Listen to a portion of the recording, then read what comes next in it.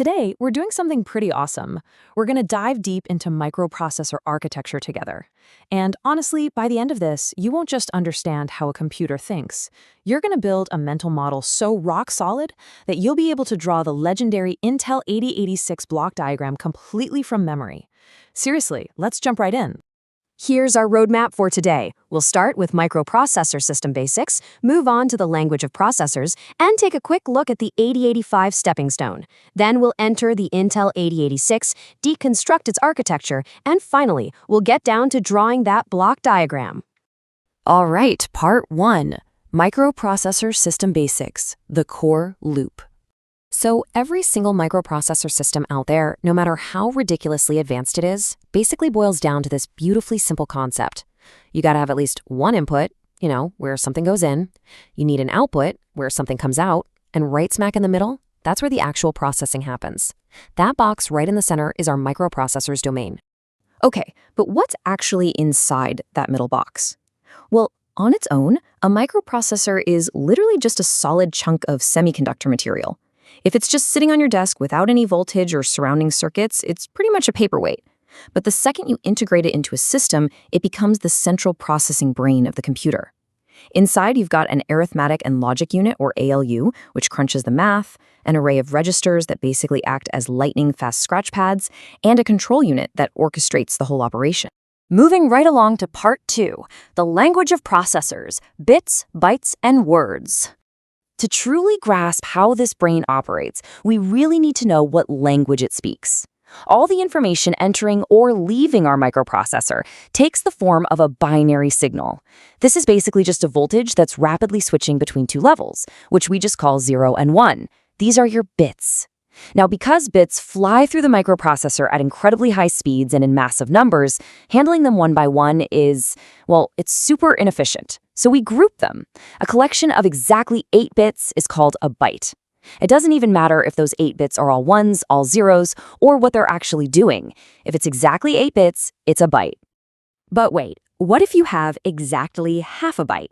Well, in what has to be one of the most delightfully goofy terms in all of serious computer science, a group of 4 bits, handled as a single lump, is actually called a nibble. Yeah, a nibble. Literally half a byte. It's a fun little fact for sure, but it also shows how engineers needed highly specific terminology to map out data sizes as these architectures evolved. And speaking of evolving architectures, let's take a look at where Intel was before their really major breakthrough. That brings us to part 3, the 8085 stepping stone, preparing for the big league. Before we throw a super complex blueprint at you, let's use the 8085 microprocessor as a sort of warm-up exercise. The 8085 is an 8-bit general-purpose microprocessor. It's got 40 pins and runs at a max frequency of 3 MHz. But think about how it's laid out. Everything, the registers, the ALU, the timing, the control, it all essentially operates in one giant intertwined unit that shares a single 8-bit internal data bus. It's kind of like a single-lane highway. Everyone just has to wait their turn.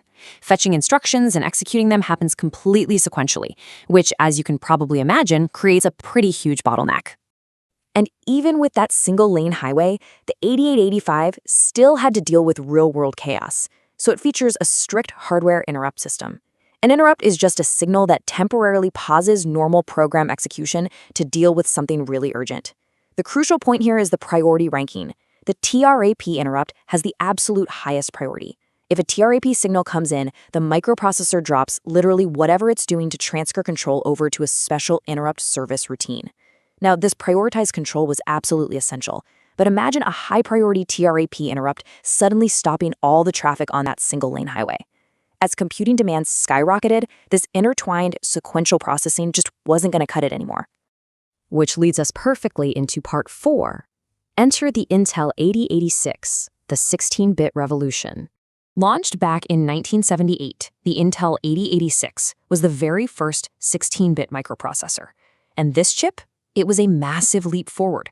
To handle 16 bits of data efficiently and to dramatically boost the processing speed, Intel knew they couldn't just make the 8085 bigger. That wouldn't work at all. They needed an entirely new architectural philosophy. Basically, they needed to figure out how to do more than one thing at the exact same time. Let's break that down in part 5, deconstructing the 8086 architecture, the BIU and EU. All right, so the full blueprint of the Intel 8086 is logically divided into two main sections. Instead of that one massive tangled web we just saw in the 8085, we now have two totally distinct departments working in parallel. On the right side, we've got the Bus Interface Unit, or BIU, and on the left side, we have the Execution Unit, or EU. It really helps to think of this architecture exactly like a well-organized factory. In step one, the Bus Interface Unit acts as the shipping and receiving department. Its entire job is to go out to the memory and fetch instructions. In step two, instead of making the assembly line sit around waiting, it places these instructions into a special staging area called the 6-byte instruction queue. Finally, in step three, the execution unit, which is basically our factory floor, takes those queued instructions and actually processes them. Because they're completely separate, the BIU can be busy fetching the next instruction while the EU is currently executing the present one. This is called pipelining, and let me tell you, it is a massive performance booster. If we focus on the right half, the Bus Interface Unit strictly handles memory and I/O addresses. To pull this off, it contains three key things that you're definitely going to want to memorize for your drawing. First, you have the segment registers, which help manage different blocks of memory. Second, the instruction pointer, which keeps track of exactly where the next instruction lives. And third, that critical 6-byte instruction queue we just talked about.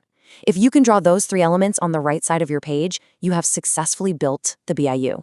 Meanwhile, shifting over to the left side, the execution units is the real heavy lifter. It takes instructions from the BIU's queue, decodes them, and then executes them. To draw this half, you'll want to list your general purpose registers, so that's AX, BX, CX, and DX. Right below those, you've got your pointers and index registers. Directly beneath that sits the absolute heart of the execution, the 16-bit ALU for crunching all the mathematical and logical operations. And finally, you have the flags register, which acts as a status indicator for the results of those operations. Okay, we've made it to part 6, drawing the block diagram visual anchoring. So when you actually sit down to draw this, here's what I want you to do. Explicitly map out two physical spheres on your paper, just like the two distinct departments we laid down earlier. Just draw a line straight down the middle. On the left side, label it the execution unit. Inside that left sphere, list out your general purpose registers, your index registers, your 16-bit ALU, and your flags. Once you've got that, look over at the right side of your paper. Label that the bus interface unit.